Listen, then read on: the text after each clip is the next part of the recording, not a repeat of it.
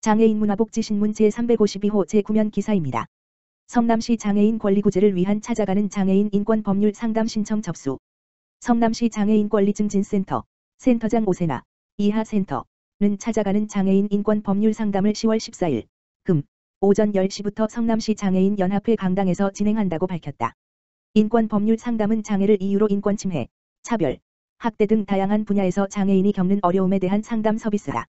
법률 상담은 전문적인 상담을 위해 센터 자문 변호사가 직접 상담을 진행할 예정이다. 상담을 희망하는 성남시 장애인 및 그 가족은 성남시 장애인 권리증진센터, 지역번호 031-725-9507로 전화 신청하면 된다. 센터는 성남시 장애인의 인권 사각지대를 해소하기 위한 장애인 인권 법률 상담 서비스를 지속적으로 실시하고 있다. 성남시민 자전거 보험 자동 가입 후유 장해 2천만 원 한도. 성남시는 지역에 주민등록을 둔 시민이면 누구나 자전거 보험에 자동 가입돼 사고 발생 때 보험 혜택을 받을 수 있다고 16일 밝혔다. 시는 최근 DB손해보험 외내 계사와 성남시민 자전거 보험에 관한 계약을 했다. 보험 가입 기간은 내년도 8월 19일까지다.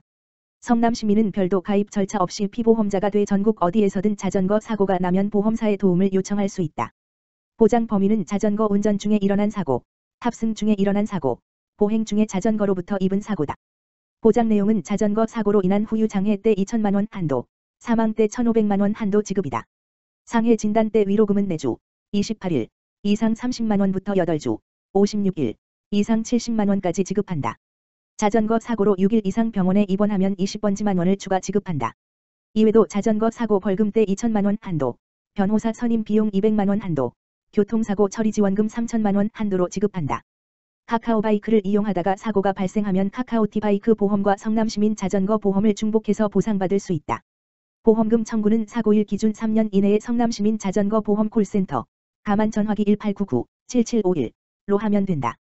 성남시 자전거를 이용하는 시민의 사고에 대비해 2013년부터 해마다 해당 보험 계약을 추진해 오고 있다. 최근 3년간 자전거 보험 혜택을 받은 성남시민은 1284명이며 지급한 보험금은 9억 1천만 원이다. 상해 진단 위로금을 받은 경우가 가장 많아 1240명, 97%, 이 6억 2천만 원, 68%을 보상받았다. 성남시 5060 신중년 인생 은퇴 설계 위한 평생교육 강좌 마련. 성남시는 5060 신중년의 인생 은퇴 설계를 위한 평생교육 강좌를 마련해 운영한다고 13일 밝혔다. 신중년은 퇴직했거나 퇴직을 앞둔 50 물결표 쌓인 64세를 일컫는 말로, 이들을 위한 개설 강좌는 액티브 시니어, 뷰티 아카데미와 인생 이모작, 나도 강사다 등 2가지다. 뷰티 아카데미는 오는 10월 4일 물결표 쌓인 11월 3일 주 2회 을지대학교 뉴밀레니엄 센터에서 10회 과정으로 진행된다. 수업 내용은 기초 피부 관리, 동안 마사지, 아로마 테라피, 헤어 드라이, 두피 모발 탈모 관리, 동안 메이크업 등이다. 차별화된 미용 요법, 뷰티 테라피를 제시해 자존감을 높이고 사회활동을 돕는다. 나도 강사다는 오는 10월 5일 물결표 쌓인 11월 30일 주 1회 가천대학교 교육대학원에서 진행하는 10회 과정의 강좌다. 강사 마인드, 강의 콘텐츠와 강의 교환 설계, 프레젠테이션, PPT, 프로필 제안서 강의안 만들기, SNS 마케팅, 강의 시연 코칭 수업이 이루어진다. 원하면 기업교육 전문 강사, 스피치 지도사 등의 민간 자격증 취득을 지원한다. 수강 인원은 각 강좌 20명씩, 모두 40명이다. 수강하려면 9번지월 13일 물결표 쌓인 26일 성남시 평생학습 통합 플랫폼 배움숲, 평생학습 포털 수강 신청 5060 신중년 교육 프로그램을 접속해 온라인 신청하면 된다. 별도 수강료는 없다. 단, 재료비, 자격증 취득 관련 비용은 본인 부담이다. 성남시 신중년, 50 물결표 쌓인 64세, 은 8월 말 기준 22만 6,090명이다. 이는 전체 인구 92만 4,333명의 24.4%다. 시흥시, 반지하 침수 피해 가구 대상 전수조사 실시. 시흥시, 시장 임병택는 9월 5일부터 30일까지 2022년도 반지하 침수 피해 가구를 대상으로 전수조사를 실시하기로 했다. 시흥시는 지난 8월 집중호우로 인한 반지하 침수 피해 가구 발생에 따른 자체 대응 계획을 수립하고 이번 전수조사를 비롯해 이주 지원, 주택 개보수, 임대료 지원, 주택 공급, 제도 개선 등 6개 분야별로 사업을 추진 중이다.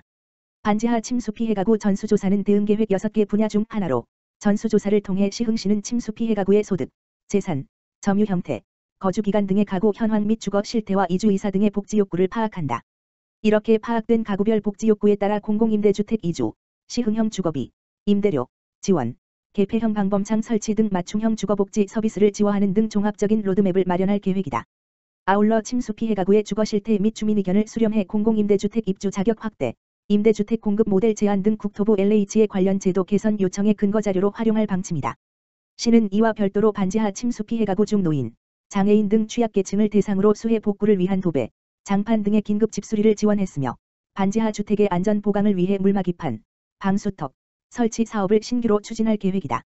양민호 시흥시 주택과장은 이번 전수조사를 통해 맞춤형 주거복지 서비스 제공뿐 아니라 주거 취약계층을 대상으로 매입임대주택 공급 협의, 반지하 리모델링 사업 시범지역 선정 추진과 관련 제도 개선 요청 등 반지하 가구 문제 해결에 선제적으로 대응해 나가겠다고 설명했다. 시흥시 군자동 따뜻한 나눔 복지 더할 2023년도 마을복지계획 수립 선포. 군자동 지역사회보장협의체 민간위원장 장석일, 공공위원장 김재구는 지난 8일 지역사회보장협의체 회의를 거쳐 비대면 공고 방식으로 2023년도 마을복지계획을 선포했다. 군자동 마을복지계획은 지역사회보장협의체 위원을 중심으로 추진단을 구성해 주민복지욕구조사, 온라인, 설문조사지 병행을 실시했고 이를 바탕으로 마을복지의제와 사업안을 마련했다.